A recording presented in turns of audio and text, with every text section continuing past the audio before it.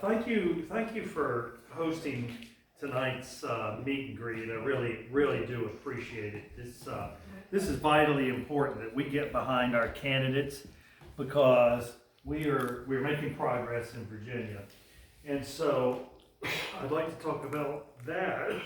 See, plus Ken, who I've known for quite some time now. Ken and others make a decision to enter the public arena, in his case, to re-enter the public arena at what I think is a defining moment for not only our Commonwealth, but also our party.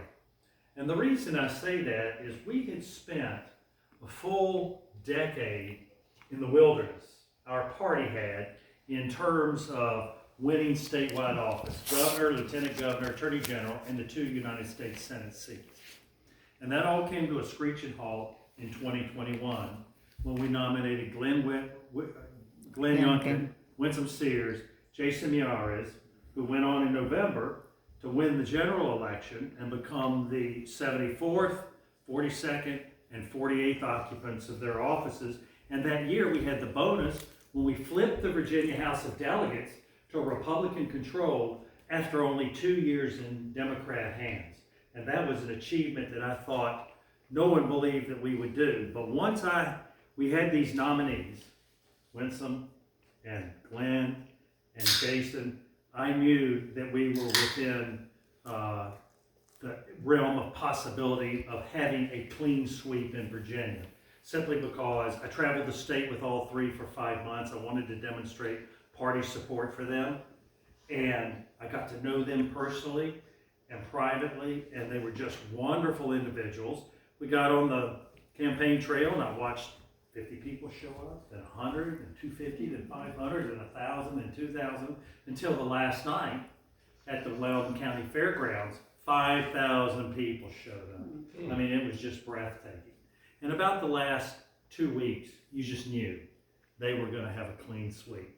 We were going to have a clean sweep, all of us who are members of this Republican family. That was year one of what is essentially a 3-year strategy. Year two was last year. We ran candidates for all 11 congressional seats in Virginia. We re-elected the 4 incumbents, elected a 5th Congresswoman, Jan Higgins from the 2nd Congressional District down in Norfolk and Virginia Beach. She's been outstanding. She cut her teeth in the Senate of Virginia and has just been outstanding. We wanted to also win those other seats, but we were blessed though with Jen's election because that sent 1 more Republican to Washington and 1 less Democrat as part of our congressional delegation in the U.S. House of Representatives. So that was year 2. Year 3 is right where we are right now. We have to elect these 2 and so many others running for the Senate of Virginia, which is a 40-person body, and the Virginia House of Delegates, which is a 100-person body. It is absolutely crucial that we do that. But there is so much vital importance on these offices at the local level. We have roughly 1,800 offices at the local level. City and town councils, board of supervisors, school boards, sheriffs, commonwealth's attorneys, commissioners of revenue, and all sorts of things. And so those are vital that we win those. And Governor Youngkin has said he wants to win even all of the soil and water conservation district seats too. So we need candidates for that here in Fairfax County. They don't even have a Democrat candidate. Oh, they don't? No. So this is a vital year for us. My prediction is we will hold the House. You can just feel the energy in the air before we've even completed the nominating process. That will happen on the 20th of June when the state-run primary will be held. All party-run nominations will have been done. And so we will have the state-run primary, and we, and the other side, will finish nominating our candidates, and the field will be set. I feel that over on the Senate side, we will be able to achieve what we want. The governor's goal, which means it's my goal too, is to win 3 seats. The Senate consists of 40 seats, And if we win 3 seats, we have a clear majority, 21-19. If we get 2 seats, we have a working majority with parity and a Republican lieutenant governor. Parity meaning 20 Republicans, 20 Democrats, and Winsome Sears, as the presiding officer of the Senate, will then have the most important vote in the Commonwealth of Virginia. And we want Ken to be a part of that. And so we do all that this year, and we're successful in this 3rd year of a 3-part strategy, a 3-year strategy. Then next year is when we pivot once again to the federal elections, and we'll get another crack at trying to fill and flip some of those Democrat seats to Republican control. And then the all-important White House that is absolutely crucial. And of course the United States Senate, where we want to take the majority there also, and it's so closely divided. That's definitely within the realm of possibility. I just think what has emanated out of the Congress of the United States and the General Assembly of Virginia over the last 3-4 years is such that it has put the voters in a place where they're ready to come back to the party. This is a very cyclical affair, but I think they're ready to come back. So I'm so thankful to be associated with Ken's campaign. He stepped forward. He has a long and storied history of service to the Commonwealth in so many ways. He served a total of 10 years in public office up in this area. He served 3 terms on the Leesburg Town Council, and then went to the Loudoun County Board of Supervisors for 4 years. And so he's seen it at the local level. And I think that eminently, and I'm serious, this is not just podium talk, Ken, that really prepares you, I think, to be a more effective legislator. I didn't have the benefit of serving in local office. I went essentially from the Pentagon to the Virginia State Capitol in a matter of months. And I didn't have the benefit of local experience. And quite often, we would take votes in the House of Delegates and over in the Senate that affected all of these communities. And it was invaluable for guys like me to be able to pivot to a neighboring delegate who had served in local government in some capacity and say, Joe, Jane, give me some guidance here. What's the impact on the localities? And that's invaluable in this process. I think Rob Whitman, who represents the 1st Congressional District in the eastern part of the state, is so invaluable because he was on a city council, he was a mayor, he was on the Board of Supervisors in Westmoreland County, then he was chairman of it, then he was in the House of Delegates, and now he's the senior member of our congressional delegation of any individual. So with that, it's vital that we send Ken to Richmond in November. He's well equipped to do this, and quite frankly, he's written the book on how to win elections. He authored a book, which I have read, and it's the 6 Secrets to Winning Local Elections. And this, although this is a state office, running for the Senate is very much local in its complexion. And so without further ado, I'd like to present to you someone you probably already know, Ken Reid, the next senator from this district. Thank you very much. Thank you very much, Rich, and Kate, thank you very much for hosting us. I really appreciate it. I'm going to try to speak as quickly as possible because I think we all want to get our shoes back on. Maybe my feet are getting a little colder, your feet are getting cold. I didn't know about that, Kate, that was a requirement. Yeah, and the prosciutto for someone who's kosher, well, anyway, that's all right, that's right. There's a little bit for everybody. A little bit for everybody, That's okay, right. that's fine. And again, It's thank you, Cynthia, for diversity in cuisine. Oh yeah, no, not DEI. I hope, please. Let's not get into that. Thank you. For. Anyway, as some of you know, I am a member of the Jewish faith. There's some members of the tribe here today.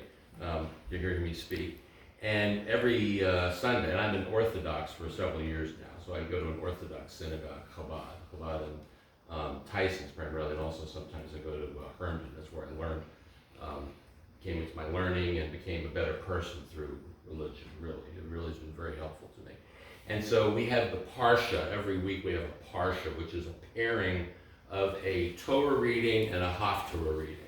And wouldn't you know it, next week we're going to read again about the spies. spies. Everybody know about the spies that Moshe sent the spies out to the promised land to, tell us about what's going on out there, what does it look like. He had one from each tribe, and they came back, and 10 of them had a horrible report, talking about giants and, fortified cities. Only Hoshea and Caleb, Hoshea is Joshua and Caleb is Caleb, as you would pronounce. We pronounce things differently in Orthodox Judaism. It's one thing I noticed, when I became Orthodox, was everything is pronounced differently. So they said, it's fine, it looks good, it's all right. But the camp went nuts, and they said, we want to go back to Egypt. And so Hashem came in, Hashem is our word for God, came in and he struck the 10 spies who dead from a plague and everything. And Joshua became a great leader, and he actually led Jews into the promised land because Moshe and Aaron and Miriam and all the other died before they were able to get in because Hashem willed it that way. So, and I bring that up because essentially, certain people look at things in a different way, and they sometimes will magnify problems that don't really exist. Yes. And that's what's happening here under the Democrats here in Virginia. During those 2 years that they took control, for those 2 years, and Northam was governor, I cannot begin to tell you the damage that they have done to this Commonwealth. Let me give you one example, okay? Energy. Have your utility bills increased? Do you know why your utility bills have increased? You probably think it's because of, oil supply. No, it's because of the Virginia Clean Economy Act, and Rich, you can correct me if I'm wrong, which essentially mandates that we move to solar and wind and geothermal and get away from fossil fuels. Well, as a result, Dominion Power got approval to have a tax on all of us to pay for those windmills, okay, offshore and so forth. And there is a lot of wind. However, reading the Washington Post the other day, apparently where solar and wind is the most effective is in the southwest part of the country and in the Midwest. That's where you have a lot of high winds, you got a lot of sun. There's no way to store the energy, so you need transmission lines to bring them to other parts of the United States. When we had that cold winter that cold day back in December, I think we may have had we had an oversupply. None of that was coming from alternative energy sources, none whatsoever. It was all gas, coal, you name it, fossil fuels. The other thing they did was the Democrats passed this thing where we are tied to the California Air Resources Board, which wants to have all cars sold in California. I think 35% in 2026 have to be electric. Well, that's only 2 years from now. Can we do that in Virginia? No. We can't do that in Virginia. I mean, electric cars are expensive. They're still not coming, they're a good thing, they're not coming down in price. But that's an example of what has been done, in the name of, clean energy and social justice. Now, my favorite issue is actually transportation. I actually made my career in politics on transportation. I started as an advocate for new roads, new highways, and so forth. I was the pivotal vote to bring Metro to Dulles. If you didn't know, on the Loudon board. It was a very difficult decision, and it was a 5-4 vote, so it barely didn't happen. But we spend, the 6-year program that VDOT has is $250 million. That's what they have budgeted for projects, roads and everything. Do you know that half of that is going to bike trails? I went to a hearing. Half of it is going to bike trails. Now, some of those trails are in areas that have a lot of density, and they're helpful for pedestrians, they're helpful for bikers, but a lot of them are going to be in rural areas just because they think it's great to have a bike trail. We have a Secretary of Transportation in Washington, Pete Buttigieg, who thinks bike trails are a great thing. Do you know how many people use bike trails to go to work? It's less than 1%. Who pays for that money? Who pays for that money? It's the motorists who pay for that money, okay? Especially those who drive gas cars, okay? Who does the gas tax fall the worst on? The poor people, lower income people, contractors. You see people out there, a lot of our immigrants have become contractors. They can't afford hybrid. There's no hybrid trucks yet. Are there electric trucks yet? I don't think there are. So anyway, this is a wealth transfer from lower income people to wealthy people who are by and large white. I'm gonna play the race card here. But by and large, we're seeing a transfer in our 6-year program. This is crazy. Now let's take criminal justice reform. We all know that the media will go nuts, and the Democrats, every time an unarmed black person is killed by a white police officer, or in the case of somebody who, unfortunately comes to the door and it's a mistake. We know that they make a big deal about that. Do you know how many African American suspects were killed by police in Virginia since 2010? Right? How many? None. How many? I think there was one out at Tyson's. Since 2010, okay. Oh, 2010, the Virginian pilot did the story on this. 13, 13, that was it. Do you know how many, now annually in this country, police killings have increased. It's about 1,100 annually, of which 225 are African American. But a lot of those are due to car chases and people getting killed in cars. They're not due to guns. I haven't been able to find specific statistics as such. We all know, do you know how many African Americans get killed in gun violence nationwide?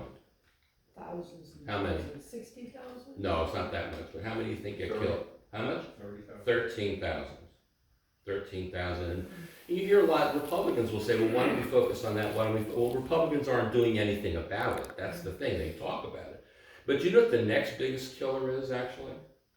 African Americans? It's actually fentanyl. Fentanyl's the next one. Do you know how many died of COVID every year? About 42,000. And here's the big one, abortion. You notice that now the largest number of kids who are killed in an abortion are black. 250,000 out of 700,000 every year. That's and those are statistics from the Allen Guttmacher Institute. They're a little high, the CDC's numbers are low.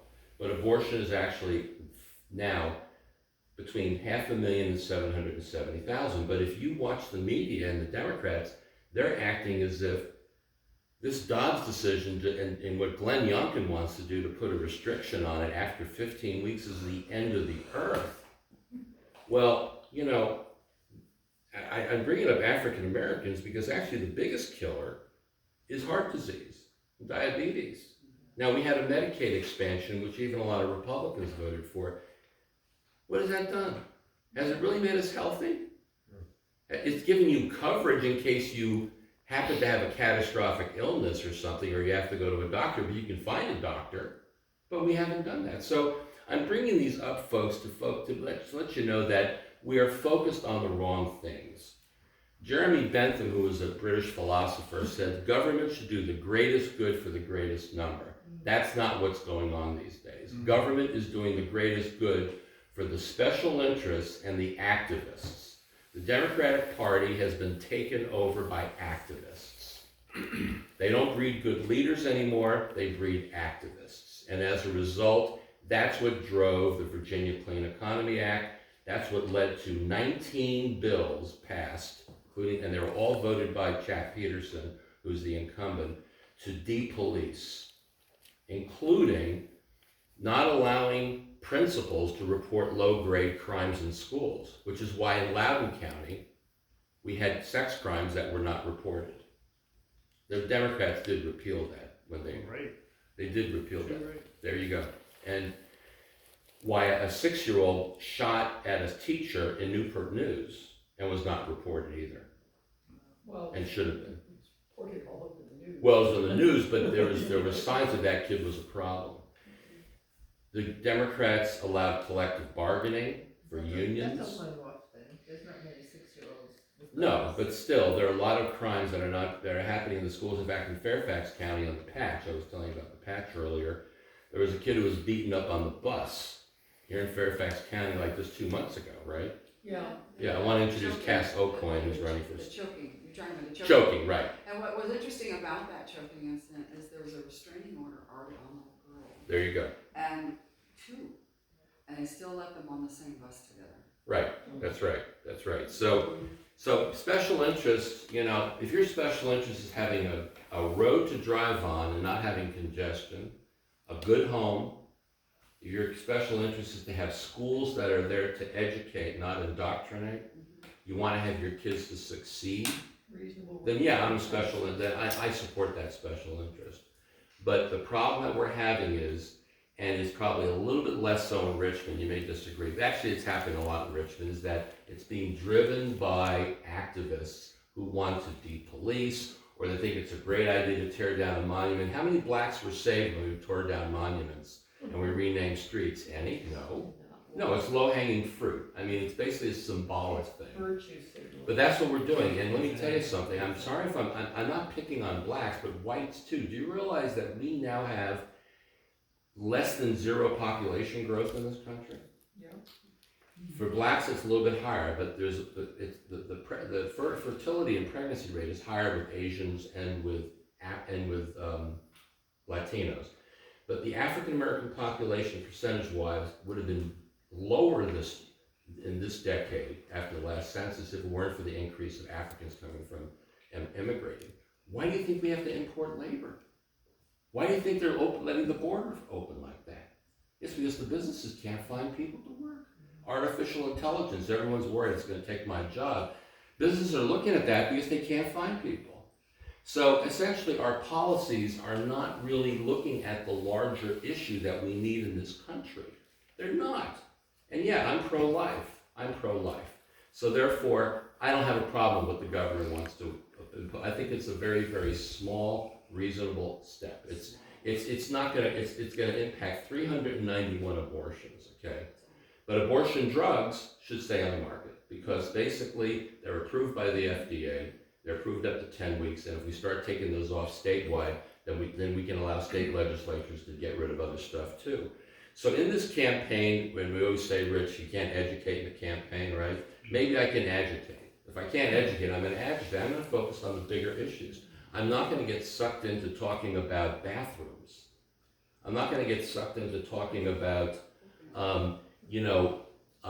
the very few instances of police who have had to use weapons. I mean, I'm going to focus on the larger issue of people who are getting killed, who are not living good lives, health-wise. That's what we got to start looking at in this country, and it starts here in Virginia because we have an election this year, and the nation will be watching us, I assume, Rich, especially if the governor can succeed. I mean, there are a lot of Republicans out there who are also being distracted by extreme stuff too. Don't get me wrong, they are, but by and large, I think there's a new Republican Party that's being built here in Virginia, and I'm going to be part of that. And I think these folks like Cass Oakton, who's running for a school board at large, she just came in earlier, and Cynthia here, who's running here in Sully, we all need your help. Now, here's the pitch. You're always going to hear this: the money. Get me the money. Yes, we need money, but I also need some volunteers. I need some folks who can just send a thank you note to somebody who sent me a donation. And we got a lot of donations from the mailing that I sent out about this meet and greet, a lot. It was very nice, $15, $25. They deserve it, thank you. I need someone to help me with social media. We're gonna be door knocking in a couple of weeks. We're gonna be doing a lot more fundraisers as well. We're gonna give whoever wins the Democratic primary June 20th a run for their money. And that's what this is all about, is to at least give voters a choice. And that's why I came out of retirement, so to speak. I thought I would spend most of my promoting my book here, which, Rich, thank you for mentioning that. Anyway, if I have time, I'm going to do a second edition. It's going to come out next year for the races around the country next year. But, so I need your help, and there's a sign-up sheet out there. And please, ask away any questions or anything like that, but go to the website, kenreid.org, and I really thank you for being here today. So Kevin, Yes, Michelle. who did you suggest we vote for on the Democratic primary? I don't think you should vote in the Senate primary, Michelle. I've been telling people not to vote for either chat. No, Well, that that's was for- for the Commonwealth Attorney. And Oh. also there Commonwealth the Attorney, Commonwealth yeah. Attorney, sorry I was not clear. Yeah. The Commonwealth Attorney, there is a race between Steve Descano and a fellow named Ed Nuttall, or Nuttall, I'm not sure how to Nuttall. pronounce it. Nuttall. No. He is a pro-police Democrat, and so the recommendation is to vote for him. And then